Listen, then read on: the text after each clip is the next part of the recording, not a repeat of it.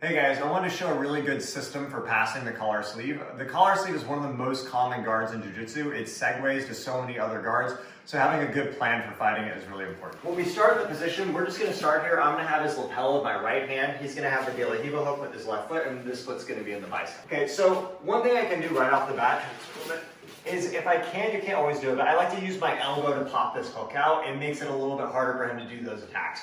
But even if I don't, if I can loop this, as soon as I loop this, he's gonna have to lasso this leg, right? Go back. If he keeps the hook in and doesn't lasso, once I've killed this leg, I can always start knee cutting across this way to threaten the pass, right? So once you get that foot off the bicep, he's gonna have to lasso, and that's where a lot of the passes is gonna open up. So on here, he's got the De La Hiva hook, his foot in the bicep. If this is a little bit hard to get rid of, sometimes I'll do a side step and use my knee to help make this easy to loop. Once again, once I loop this, he's gonna lasso. When he lassos, I wanna circle back to the side and angle my body to the left a little bit. I keep my elbow and knee kind of connected, and I flare my elbow up a little bit. This makes it hard for him to try to go through to a deep lasso, as well as keeps the pressure off of me a little bit. Okay, so the first pass I'm gonna work from here is once I've looped this, I'm gonna try to get this inside grip on the ankle. So notice here, one of the most common problems when you're fighting this position is when you loop this leg, they're gonna put the foot right back in your bicep. You loop it, and they come right back, right? So what I wanna do is loop and get this inside grip on the leg. This makes it impossible for him to re-loop, okay? So as I get this pressure, now I turn to the side a little bit and I start applying shoulder pressure and lifting with my right forearm a little bit here, right? I start lifting with this. As I clear this foot up off my shoulder, now I'm gonna take a quick lift with my right foot and I'm gonna drop my knee right in this kind of armpit space here like this. Sometimes I post the hand, sometimes I catch the shoulder, and I can slide through here.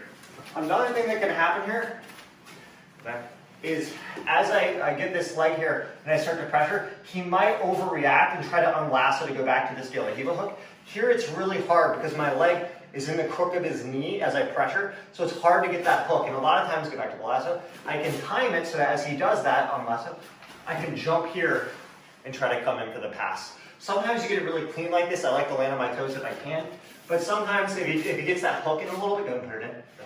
Yeah, there, like this, you can drop back to your hip like this as well. So it's always good to be aware of that, okay?